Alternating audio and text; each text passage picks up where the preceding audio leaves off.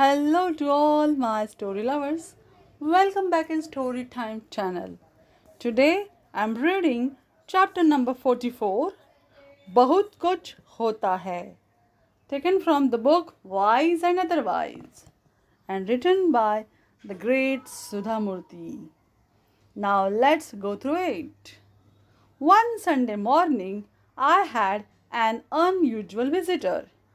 He was a close friend from my childhood days and had also been our neighbor then. We had not met in 35 years. Suddenly, he appeared with his son without any prior notice. 35 years is a long time and much had happened since we last met. The young, handsome teenager I had known then now looked short, tired, with a bald head and a punch. The confident, talkative person had become a little diffident, anxious, and hesitant. I wonder how I appeared to him. I was very happy to see him. We had great times as children. At the back of my mind, I remember those carefree days. No wonder the words of the beautiful ghazal sung by Chitra and Jagjit Singh, वो कागज की कश्ती, वो बारिश का पानी, bring tears to our eyes at times. My friend introduced his son to me. He was a young man of 22 years with a bachelor's degree in electrical engineering. He looked indifferent and was not interested in our talk. I casually asked him what he was doing. He perked up. I want to join a software company and then go to America. I want to stay there for 5 years and come back and start my own company and become big. I know that with 10,000 rupees one can build an empire. Is it not true, Auntie?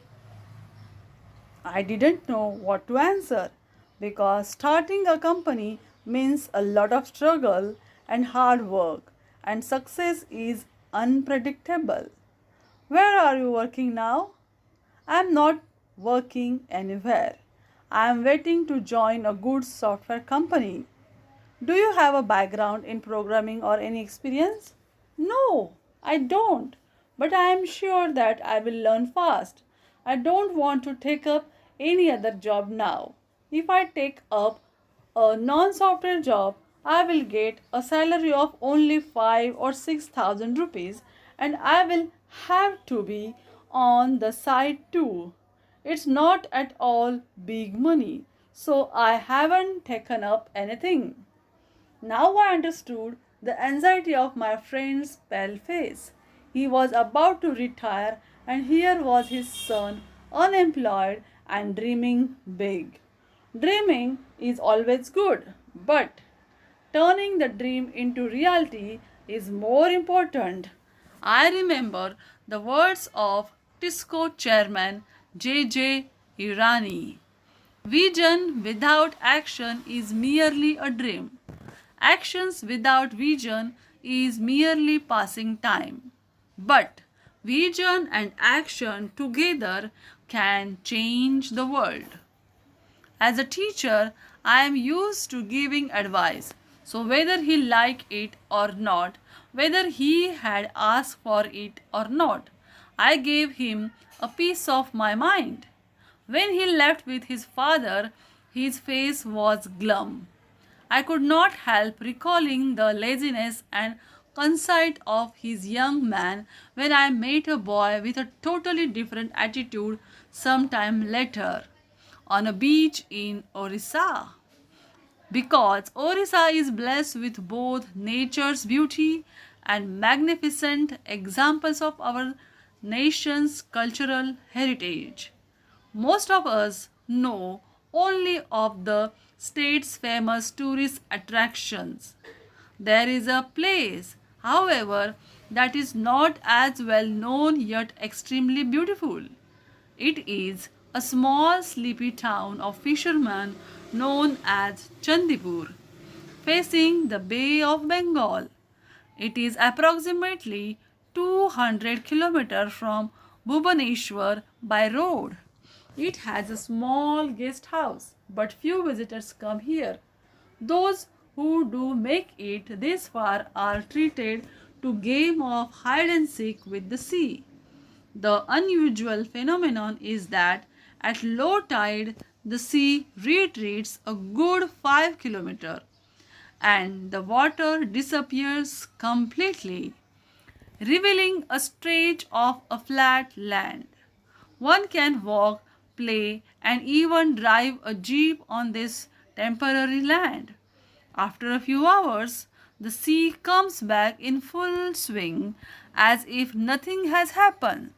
Visitors wait on the seashore to see this wonder. It's an amazing sight. Once I was waiting on the seashore for the sea to recede in order to walk on the tidal pane. The sea was retreating slowly, but it hadn't receded far enough to walk. There were many fisher folk on the shore, busy with their work. Whenever the sea starts to ebb, red crabs come out on the sand. Older children were busy collecting them, and younger ones were collecting shells. The lean, the dark, and a rugged fisherwoman dressed in saris were spreading their nets to catch fish. Then I saw a young boy of maybe 12 helping his mother to hold the net. When she became tired, he would help her, and when she did not need him, he would collect crabs. His action showed that he was enthusiastic and happy. When he came to the shore, he approached me and offered me fresh crabs, perhaps thinking I was a prospective buyer. I said that I didn't eat crabs, but that I wanted to talk to him. He came and sat with me on the some steps specially made for visitors. I looked at him carefully. He was thin and dark, but his eyes were like diamonds sparkling at night. He was wearing only shorts, and his body was completely wet, but he did not seem uncomfortable or self conscious. He was as natural as a fresh flower. His smile and enthusiasm were contagious. I asked about his family. I came to know that his father was a rickshaw driver, earning 50 rupees a day. His mother supplemented the family income by catching fish and crabs. The boy, whose name was Javed, was studying in school and always stood first. He also had a little sister at home. I was curious to know how much Javed earned every day and also his schedule.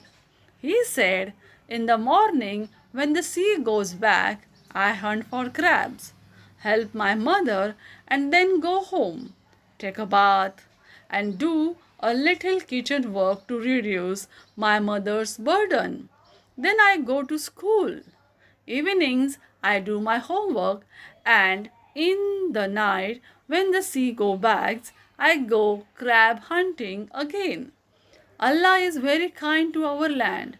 I heard that this is the only place in our country where the sea disappears and we can get crabs twice a day without much difficulty. He probably earned 5 or 10 rupees a day. I was unhappy that he earned so little for such hard work. I asked him, "Only 5 or 10 rupees, Javed? What will you get with that? And to earn that, you wake up at 5 a.m. and you don't go to sleep till 11 p.m.